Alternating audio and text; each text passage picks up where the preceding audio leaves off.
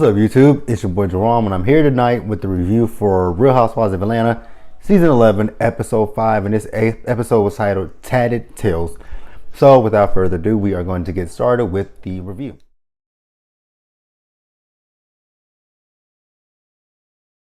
Alright, so this episode, I'm going to start out with the heaviest part of the episode, which was actually with Nene and Greg, because I don't really want to end on a down note, so I just want to start here because so we see Nene and Greg there at home. She's cooked. I don't know if she's cooked or she's had or a chef cooked something or not, but she's eating her food, and then she's asking a nutritionist who's on the side of her if Greg can eat whatever that is that she had. He says no. So then Nene tells us that at this point, to kind of combat the cancer or whatnot, Greg has decided to go full vegan, which I'm like, okay, that's cool. You know, kind of reminds you of Dr. Jackie from Married to Medicine, because, you know, Dr. Jackie watches what she eats because she had breast cancer twice.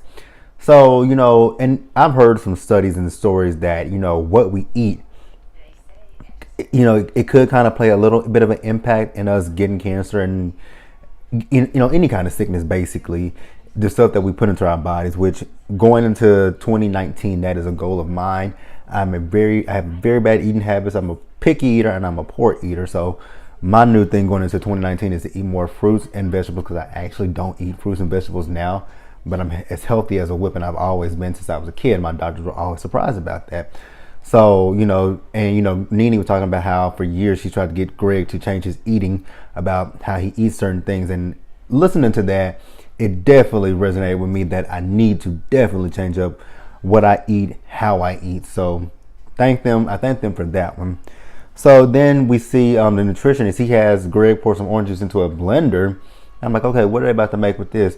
So then I see him putting kale, spinach, garlic, oh, I can't stand garlic, and some other stuff into the blender. And then he, you know, blends it up. And Greg drinks it, and he actually liked it, which it didn't look as bad, but the fact that they were putting spinach, kale, and garlic, and basil, and whatever stuff they were putting in there, it was just a turn off. And I'm like, I would not be able to drink that, because I just couldn't imagine that tastes good. So then, you know, 20 minutes later after that, Greg gets a phone call from the doctor's office, and they tell Greg that the test results that he went and got done came back positive, and that there are some tumorous cells in his body, and the best way that they want him to combat that is to, you know, do the chemotherapy, which Greg does not want to do. But, you know, if it helps his, I know, like, I've never personally saw it. Well, yes, I have. My uncle, he went through chemotherapy, and oh God, looking like, it's just not a good look. Like, because cancer, all it does, I mean, not cancer, but chemo, it kills all the cells in your body, good and bad. And, you know, my uncle was actually the size that Greg is now. At one point in his life, he was the size Greg is now. And then he got even smaller with the chemo. So, you know, whew, I can't even imagine what Nene and Greg are going through at this point. You know, big fuck you to cancer. And once Greg got off the phone call with the doctor, his faith was up in the air. He was just defeated. He just does not want to go through this. And I mean, I feel bad for Greg, and I can't imagine being in that position where you have to, you know, you go through what he went through first, and, you know, they tell him they got into cancer, but they found tumorous cells. Now I'm wondering why they can't do radiation with him. I know radiation is no better than you know,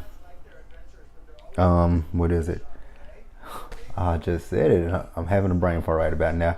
Radiation is not better than chemotherapy. There it is. But I wonder why they can't do radiation. That's something I've wondered. So, you know, like I said, prayers up for Greg and Nene, and we are going to move on to, you know, not better, but a more funnier side of the episode, because I just wanted to get that out of the way, because it was so not depressing, but it was just so sad to see that. So I'm gonna move on. All right, so next I'm gonna move over to Eva. So we see Eva, she is going wedding dress shopping with her mother, and then one of her friends shows up, and, you know, Eva comes out in the wedding dresses. The first one, oh my God, I love that first wedding dress. But then the other ones after that, I didn't like it up until that last one that she tried on. And like I said, the first one was absolutely 100% gorgeous, and that last one, it was, it was decent and it was pretty. But that first one, like I fell in love. I love that first dress. I was not here for Eva's mom at all, because every time Eva came out in a dress, Eva's mama had something to say about the dress. Now, mind you, the ones that came after the first one, they were not the best looking dresses, and I would agree with her mother. But her mama reminded me of Candace's mama from Real Housewives of Potomac when Candace was getting married. It just reminiscent of that whole wedding. And I'm like, it's cool to give your opinion on your daughter's dress, but ultimately Eva's gonna buy her own dress. Like, Eva has the money, so, and I'm with Eva. Like, shit, 50,000 is a lot. Then you go to 80,000. Then you go to 90,000. Then you go to $100,000 for a dress that you only gonna wear for one night. And then you're gonna go to your wedding reception. I'm pretty sure you're not gonna keep that big ass poofy ass dress on. You're gonna change it to another dress. I mean, unless you're gonna pass it down to her daughter Marley Ray, that dress is never gonna see the light of day again. It's only gonna be used one time. So, like I said, just wasn't out here for her mama with that whole scene of, and then, like, the last dress she was trying on, they put the veil over her, and they told her to close her eyes so that she didn't look at it. And before Eva could even open her eyes, her mama was already critiquing that dress. And I'm like, why are you critiquing this dress? Like, if Eva doesn't like the dress, that's one thing. But for you to sit here and just keep giving your input and your 2 cents on a dress that you're not going to wear, you not paying for, like, it's cool to be like, oh, I don't like that. And then the other thing that got on my nerves was, when I even first got in there, her mom was talking about, let's find a dress that has, I think something over the shoulder or whatever. Her mama was working my nerves, swear to God, like, ugh. So then after they do the wedding dress shopping, they go and have lunch. And Eva is talking about the guest list of the wedding. And basically with the guest list, the majority of it is her fiance's family. His family is the biggest part of the wedding party. And, wedding guest list, or whichever one you want to call it. I don't know anything about weddings. So then for her, she only has about 40 people coming to her wedding. And then, her mom is talking about how she has some more people that she want to add to the list. And he was like, I don't want them there. That's going to cost more money to, add more people there. And then her mom was just talking about how she really wants them there. And I'm thinking to myself, if this was me and my mom was on the side doing all this, I would have told her, look here, Jordan, you can invite whoever the hell you want to invite. And I would have said it just like that. She probably would have slapped the shit out of my ass. But I would have told my mama, look here, if you want to invite them, that's fine. I don't want them at my fucking wedding. Like, it's my day, my wedding, not yours. I don't want them there. But if you do want them there and you are insisting that they come, then you pay for them niggas to come. I'm not paying for nobody to come to no shit that I don't want to come. I'm not inviting people to shit that I don't want to come. If I don't fuck with you, and I'm not saying that even don't fuck with them, but that's just how I am. If I don't fuck with you, if I don't talk to you like that on a day-to-day basis, if we, however, if we're not on any kind of communication basis with one another, I'm not inviting you to shit. And like I said again, if her mama feels that strong, like I would have told my mama, if you want them to come as badly as you do, you pay for them to come. You pay for their food, you pay for their flight, you pay for everything that they got to do. Because Eva's already paying for her wedding. Like, come on, ma.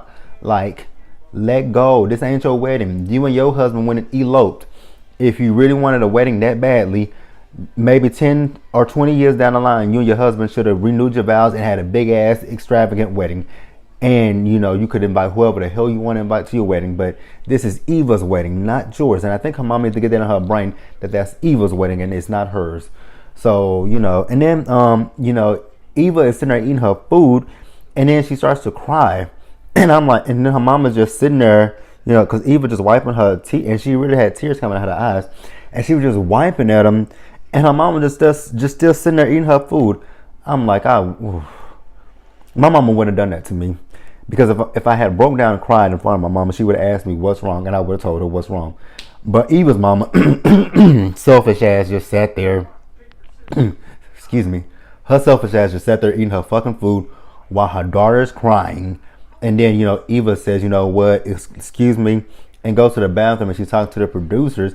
And the producers are like, maybe she doesn't understand where you're coming from. So then Eva goes back to the table. She apologizes to her mom for getting up abruptly and going to the bathroom. And then her mom finally apologizes to her. Like, really?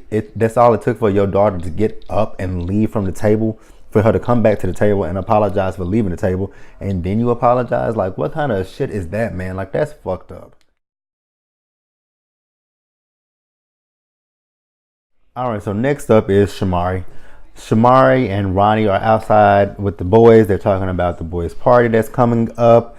And then, Shamari tells Ronnie about Cynthia's Bailey cue that she had, and how they had a Q&A game where, they asked questions. And then Shamari tells, that they asked, has anybody been in an open relationship? And she says that she told them, and Ronnie's like, is that something that you really think you should have told them? Which I agree. These are some girls that you don't really know and you just getting to know. Why would you openly admit that you were in an open relationship with your husband? Like, I was on Ronnie's side with that. Like, why would you? Were you drinking? What was going on for you to admit that? So I'm on Ronnie's side with that. And Shamar said, it was something that we did, and I'm not ashamed of it. So why not admit it? Again, these are women that you are just getting to know, and they can be a whole hell of a lot judgmental. So that could have went far left, and you never would have known it. And then she's talking about the open relationship. So you can see that Ronnie was not for that open relationship. I think what it is Ronnie just wanted to fuck girls on the side and do his thing. But when it comes to Shamari, when she got with Ronnie, she was 21 years old, so she never really experienced much in her. She never really experienced much. So this was her time to explore, being with women. And damn, how many men was she with? I wonder. Whatever. So and I think the whole thing is, when it came down to Shamari and Ronnie, I think, like I said, Ronnie's was more sexual, whereas Shamari's was more emotional and sexual, but more so on the emotional side, because she said there were times that she and Ronnie, they didn't even think that they were going to make it. So I guess they did, and well, we see they did, but again, like I said, Ronnie was not for that shit. So then we move over to the boys' party. When Shamari said how much that party cost, she said $10,000. You spent $10,000 on a 2 1-year-old little boy's party. Like, they are not gonna remember that shit. And then you invited 150 people there. Like, girl, what the fuck? Like, you could have gave me that $10,000. I could have made that party for a lot less with the same amount of shit that you had. Like, what the fuck did you spend? Like, I know you spent a lot of money on them two cakes. Like, that was a lot of money right there. Like, oh my God, $10,000, and they not gonna even remember that party. Like, what? So we have Marlo there. She's there with her nephew, and we have Candy there with Todd and Ace. So Candy has 2 different cards for the boys, and she was like, "We're gonna put some money in there." And when she said how much money she was gonna put in there, I'm like, "Shit, bitch, you could get that to me, because those little boys would never have saw it. I'm sorry to tell you, but if you give me a birthday card for my kids, and it got $100 in there for both of them, nigga, do you know what I'm about to do with that $200? I'm about to put that $200 in my account and pay some bills that need to be paid. Because bullshit, what is 2 1-year-olds gonna do with $100? Well, $200, to be quite honest with you. Like, what the fuck? But whatever. So then they sit down and they start talking, and Shamari's like, she doesn't feel like Nene and Portia are gonna come, and she's talking about how she got a bad vibe from Portia. So then they do a flashback. She invited Portia to the boys' party, and she said, "Why don't you bring your niece?" But Portia said that her niece is gonna be with her dad that weekend. So I don't know how Shamari got a bad vibe, because she said that her niece was gonna be with her dad. And like, okay, so why would you get in your feelings? But obviously Shamari got in her feelings, and then Shamari was still in her feelings because she was talking about how at the party, Portia was talking about how she needed a makeover. And Candy, old messy ass, like, no, technically that was Eva, because Eva had the peach and she passed the peach on to you. And that is true, because the game was, they would ask a question and you would pass the peach to the person that you thought the question was about. So Eva, she didn't answer the question and she passed the peach to Shamari, which that is true. Shamari does need a fucking makeover. And Shamari gets in her feeling time about, well, she playing Jane. Shamari, I'd rather be playing Jane than stuck in a different decade, because you dress like you are in the early 2000s. So I'd rather be playing Jane than stuck in a different decade. So then Eva comes in with her little daughter, her daughter Marley Ray, and her son.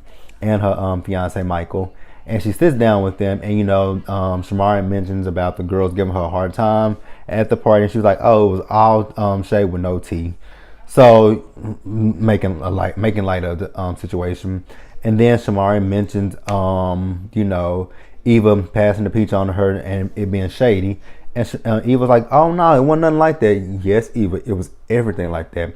Be honest with Shamari, she needs a fucking makeover. I think we can all agree that Shamari needs a makeover, but they moved past that. It wasn't that much, so we are going to move on from that.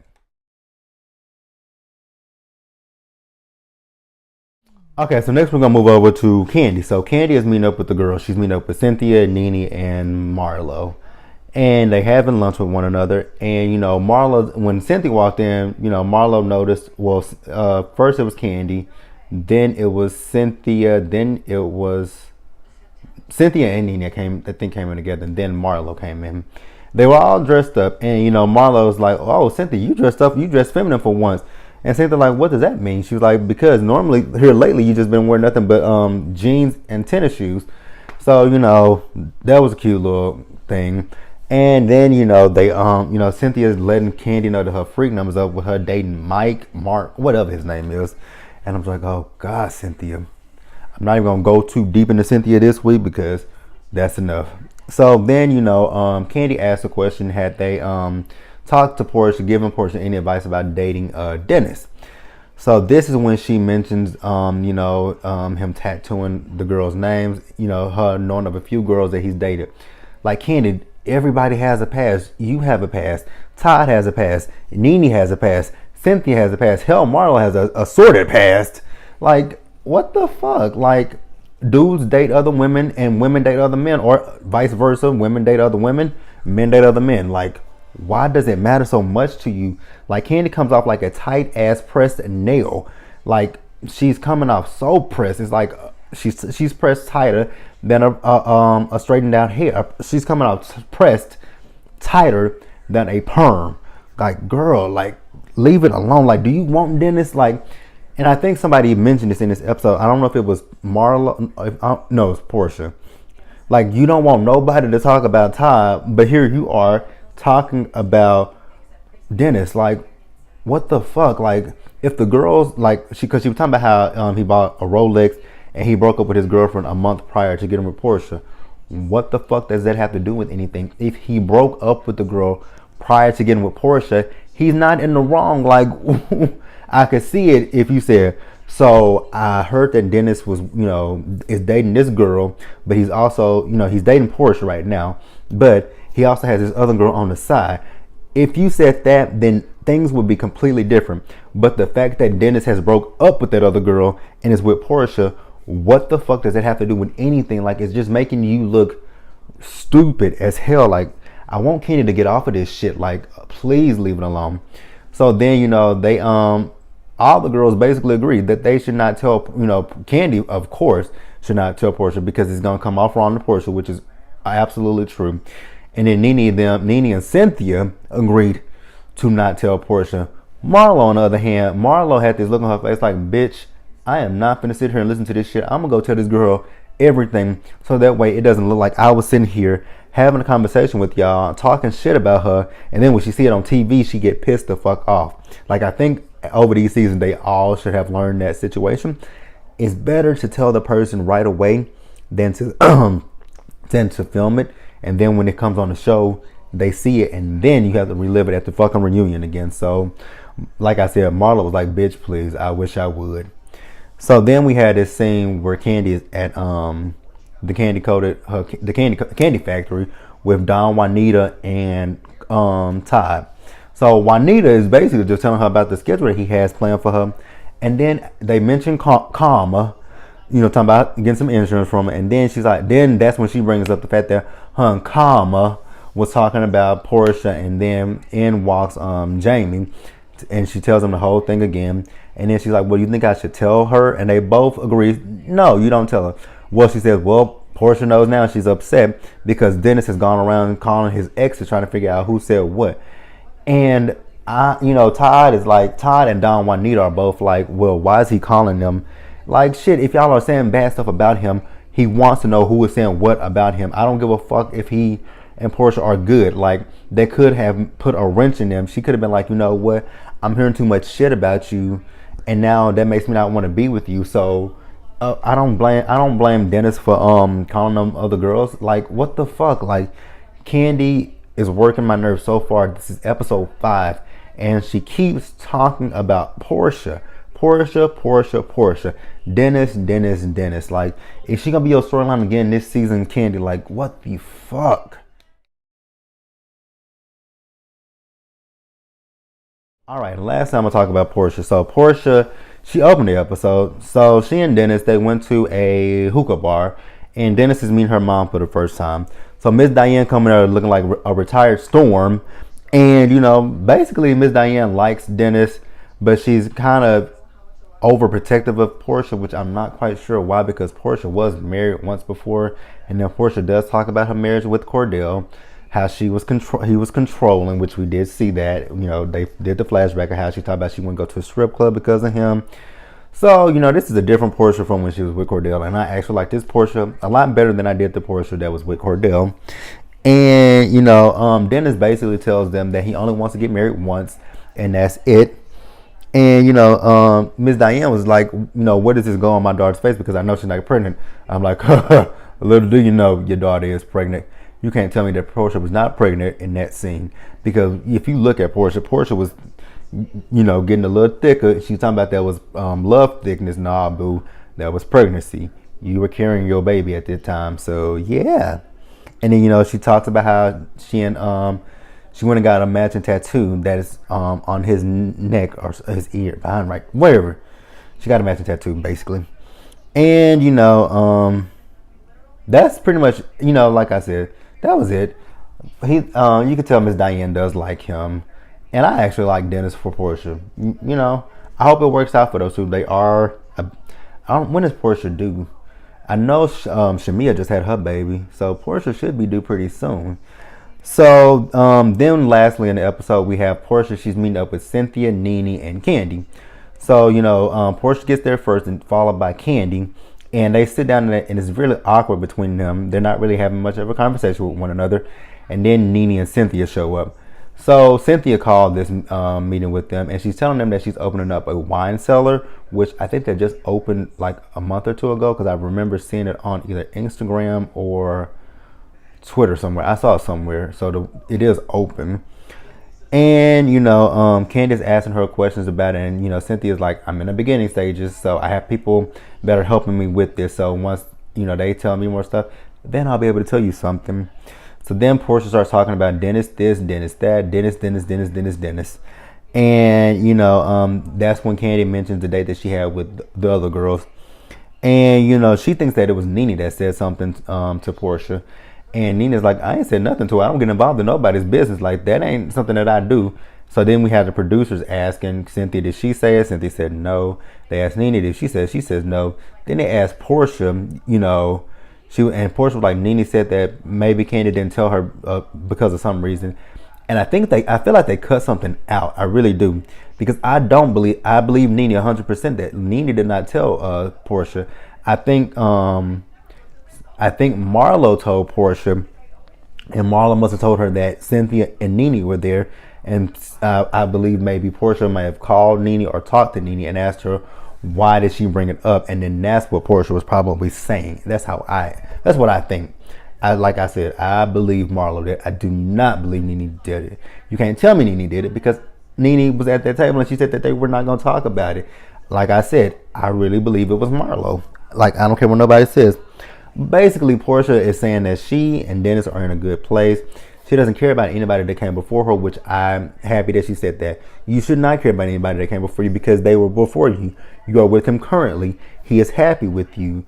And, I get how Dennis feels. He feels like this is a messy situation, because it was a merry-go-round. It went all the way around, and then it came to them by somebody else. It didn't come to them by Candy. So, that's pretty much it for the episode. Like the video, leave a comment, subscribe to the channel, and I will see you guys tomorrow. So tomorrow I'm going to do Love and Hip Hop New York, and I'm gonna add Vanderpump Rules to my list of shows to review. So I will see you all then.